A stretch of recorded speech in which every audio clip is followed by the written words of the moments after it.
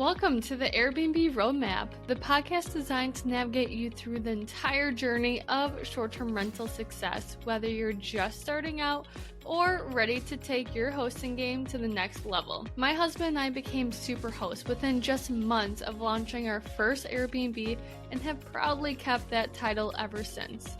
With over 300 reviews and an overall 4.95 star ratings, we picked up a hack or two I'm excited to share with you.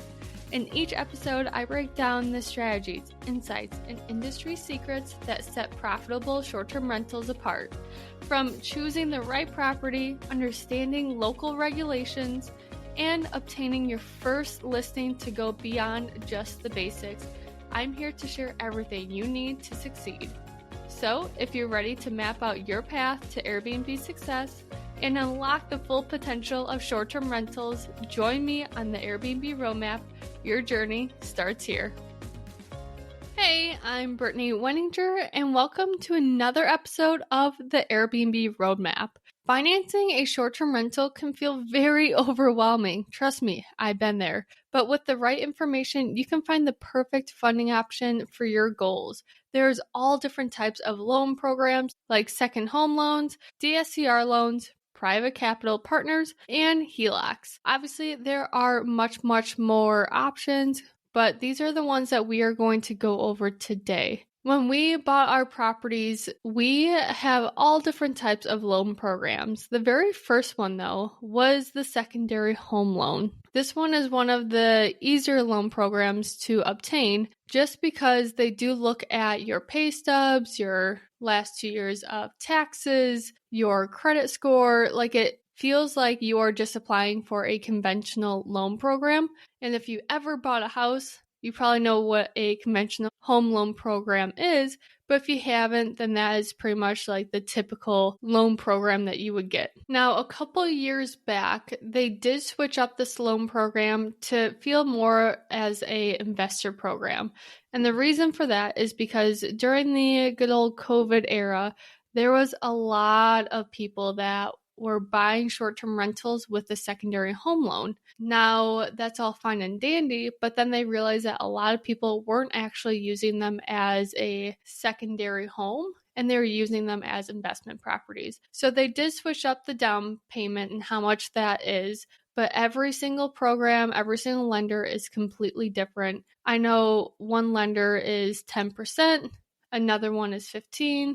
You know, it literally all depends. So the one disclosure I'm going to have for this episode is go talk to your lender, because every single lender is completely different. And please do not say, oh, Brittany from the Airbnb Roadmap said this, because these are just general loan programs, and it's not the loan program that your lender has for you. So just kind of keep that one in mind. Now, there are a couple stipulations with the secondary home loan. Obviously, with this loan, they are thinking that you're going to be using this cabin. So if you find a perfect short-term rental that's only 15 minutes away from your primary residence, the lender is going to say, hey, that's a little bit too close. You probably can't get the secondary home loan for this property. Now, if it's an hour away, then you might have a chance. Or if the property is in a really high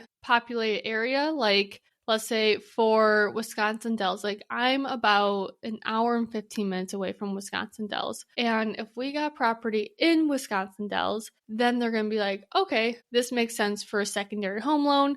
Like you just want a really cool cabin in the Dells. Now, when it comes to the interest rate for a secondary home loan, I believe, and don't quote me on this, but I believe that they are pretty similar to a conventional loan, which is very nice for investors, because the second that you say that you are an investor, usually those interest rates kind of skyrocket because now the loan program might change and all that good jazz. So if you are purchasing your very first short-term rental, I personally would say get a secondary home loan first, and then your second, third, fourth, then explore the other options. But fun fact is that you could actually get a couple secondary home loans. Now, it all depends on where your property is. Obviously, the lender's going to be like, oh, this looks a little fishy if two properties are right next to each other and they both are secondary home loans. So just kind of have that mindset of, hey, secondary home loan is for someone that is literally just like they're using this cabin as a little perk. Would that make sense if both of these cabins are right next to each other and I'm using both of them? Probably not. So just kind of keep that one in mind. Now, this next option is a very popular one with short-term rentals, and that is the DSCR loan. DSCR stands for Debt Service Coverage Ratio. So this loan program actually focuses on the income generated from the property rather than your personal income. So if you are already capped for your debt to income ratio, meaning that you can't apply for a normal conventional loan and you also cannot apply for a secondary loan because you are capped for your debt to income ratio. Now, a DSCR loan, you don't have to worry about this, which is really, really nice. But you do have a higher down payment. So a lot of times for a DSCR loan, the down payment might be 20%, might be 25% if you are a rural area like me. And then also they might hit you with that 30%, just like that one California shenanigan lender guy that tried doing that to us. And we said, no go. Now, how they figure out what the income for that property is it's actually very, very simple. And it kind of makes me laugh how simple this is. But they actually go on a website called Airbnb. If you have ever heard of it and never checked it out, go check it out right now. It's very interesting.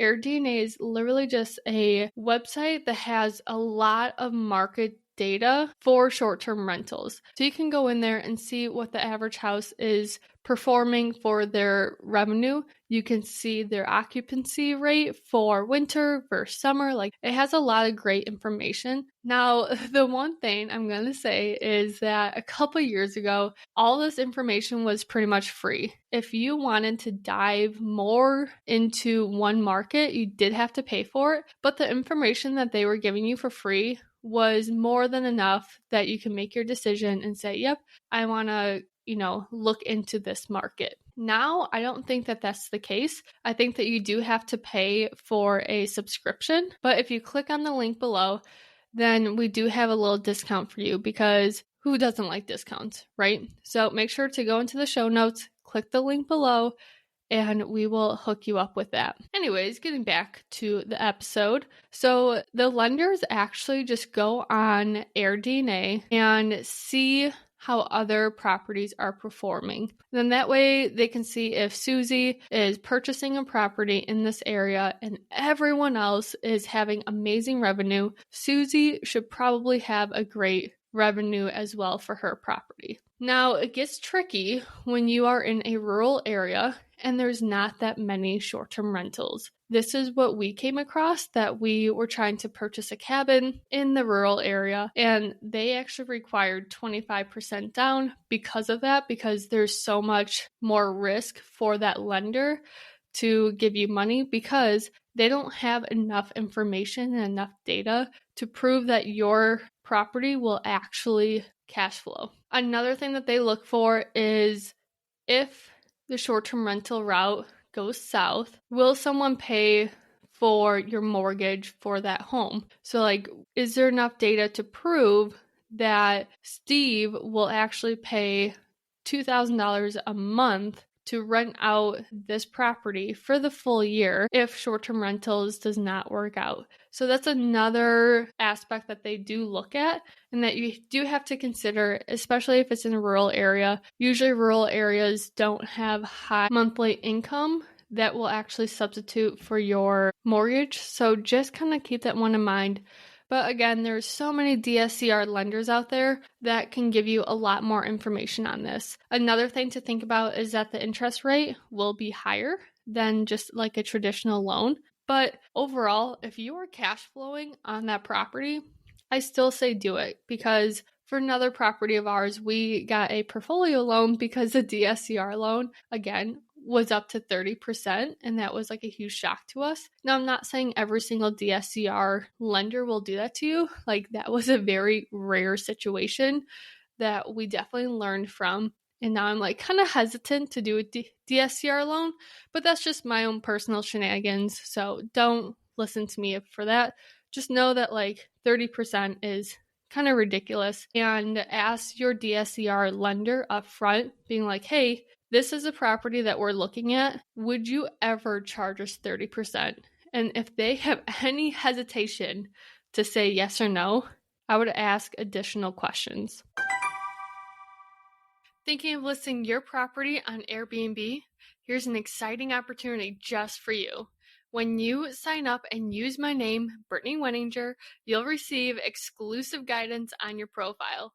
I'll work with you personally to make your listing shine, highlighting what makes your property special, appealing to the guests, and ensuring it stands out from the rest. Plus, you'll receive $48 when you launch and host your first guest in 180 days from signing up with the link in my show notes. It's a unique chance to get an insider perspective and boost your listing's appeal from day one. Don't just list your property.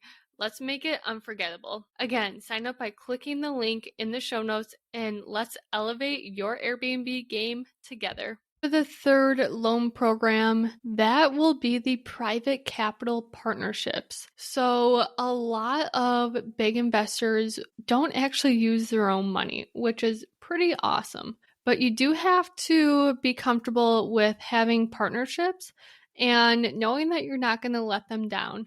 Honestly, this is my fear for this. I will say Clay and I do not have any partners, and we are trying to scale just by our own money and, our own skill set. But there are a lot of people that just want to have a full-time career in short-term rentals and short-term rental management. So they will actually find partners that have a lot of capital that would like to be fully passive, and they partner up with them and they give them part of their profits. Now, if you are that capital partner and you are providing the down payment, you are, providing money for the furniture and all that good jazz, I would honestly say that I would like to have 50%. Now, I'm not saying that every single partnership is like that and every single deal is negotiable, but the one thing I will say is that if you go this route, make sure to have an LLC with both of you guys in there, and then also have a operational agreement, pretty much just stating, hey, if there is a window that got broken, who will be paying this? Will this be 50%, like 50-50, or will the capital partner actually fund this repair? Another thing to look out for is the typical expenses. Now, will there be a business account that all of this money goes into and the expenses come out of that business account? Or are you just going to split up all these expenses as well, like 50-50? Another thing to think about when it comes to the operational agreement is if a partner wants to back out, does that other partner get the opportunity to buy the person that wants to back out? Because you don't ever want to go into a partnership and not have that just be upfront, because chances are you might need to exit or the other person might need to exit, and you guys don't want to be stuck with like, oh no, like, how do we figure this out? Do I buy you out? If I can't buy you out, what does that look like? And so on and so forth. So this is a great way to scale your portfolio, and you can scale it fast. But just make sure that you have all your ducks in a row prior to actually getting the property, because you don't want to be stuck in the middle of, let's say, escrow, and you're still trying to get your LLC, you're still trying to get the operational agreement, and you're trying to talk to the title company and figure out whose name this is even going to go under and if that will work out. Now, for this next loan program, it's a little different. It's called the HELOC. If you don't know what HELOC is, it's a home equity line of credit. This will apply for people that already have a primary residence and there is a lot of equity in there. So if you purchase your property, let's say before COVID, or even like in 2021 or 2020 or any time like that, like you probably have a lot of equity in there that you can pull out and use as a line of credit. This is a good option for people that already have a short-term rental, they already use their secondary home loan, and their debt to income ratio is already capped. And they just want to get that second property. Now, again, there's a lot of other loan programs that you should check out before tapping into your HELOC, because most of the time when people tap into their HELOC, it's because of a emergency of medical bills or anything like that. Because what happens is once you take that equity out and actually apply it to something, you still have to pay interest on that. So let's say the cabin is $200,000 and you have a HELOC that actually provides you $200,000. That's great. You can purchase that cabin and then you still have to pay interest on that. So in that scenario, kind of makes sense.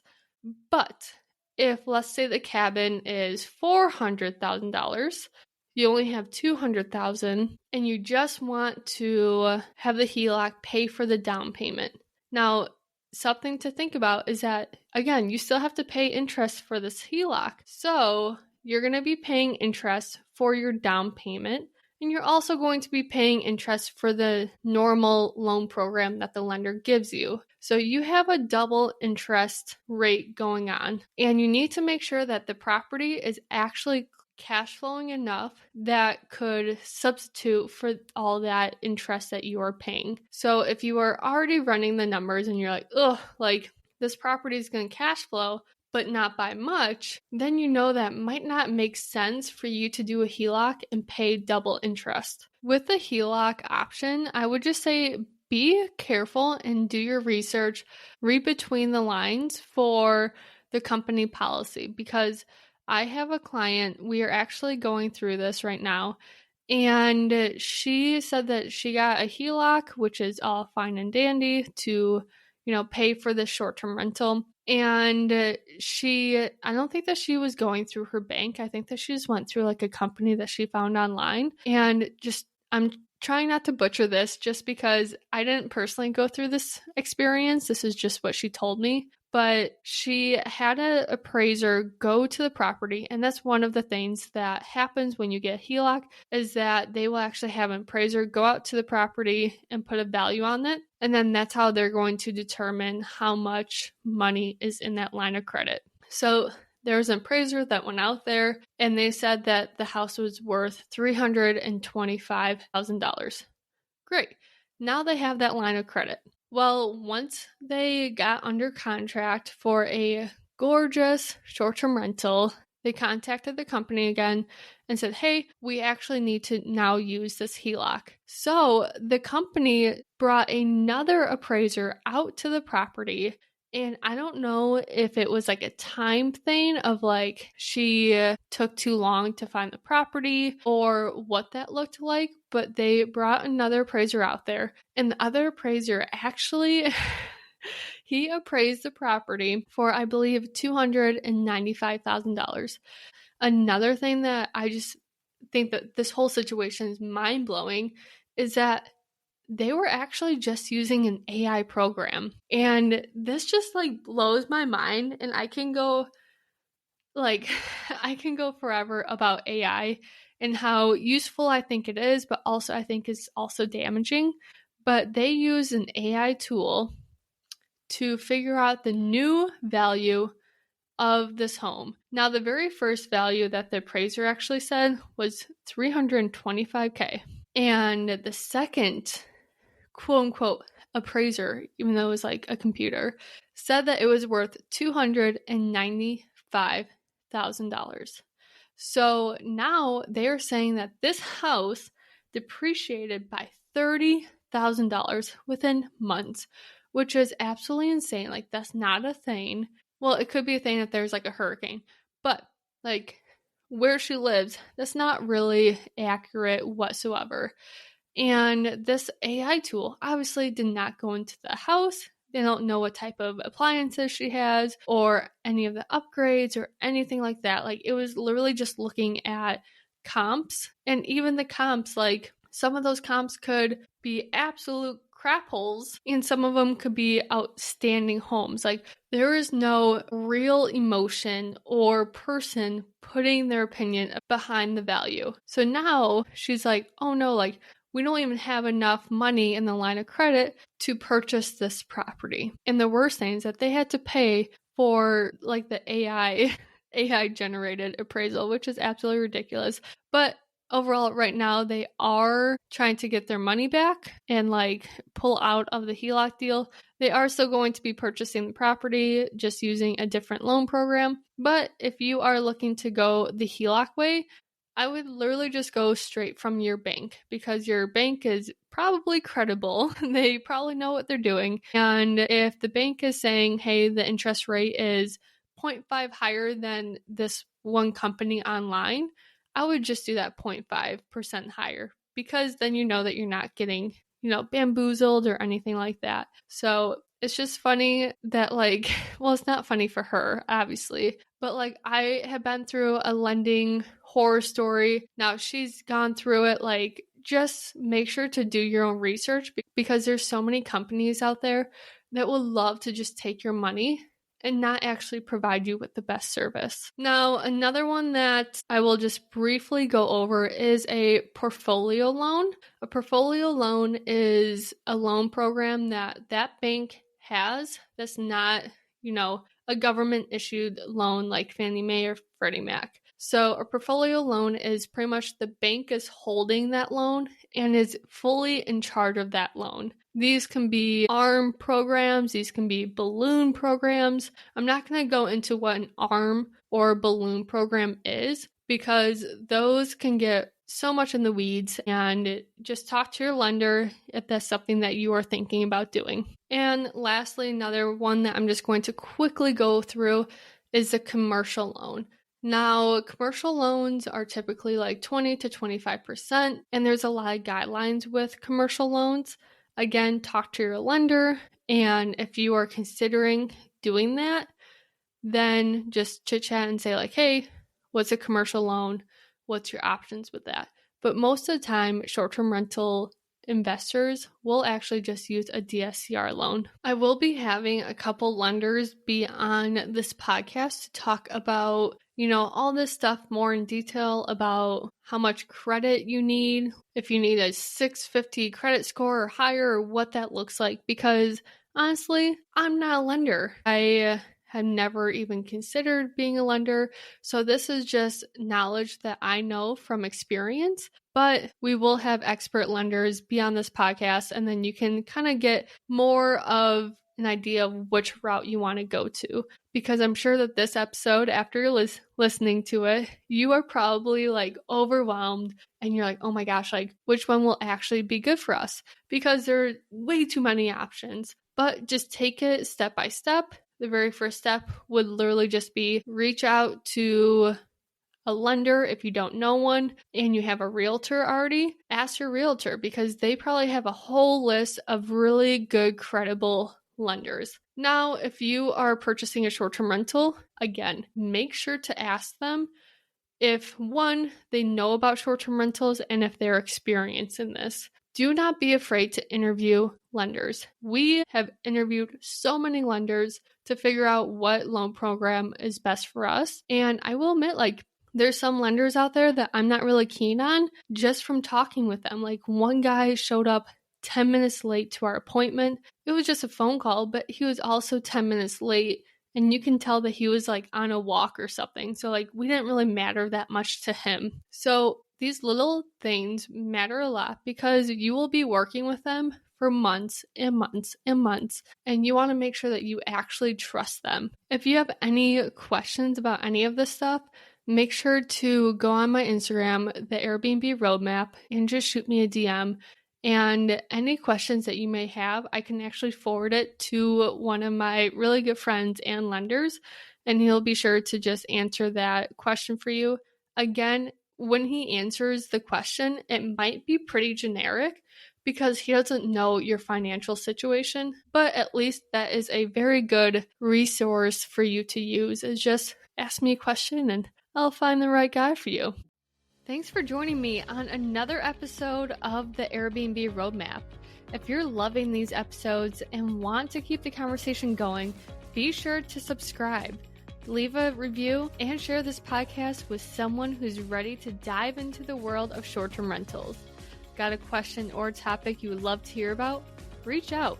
This podcast is all about growing and learning together. And don't forget to follow me on Instagram, the Airbnb Roadmap. Can't wait to see you there. Until next time, here's to turning your short-term rental dreams into thriving realities. I'll see you next time.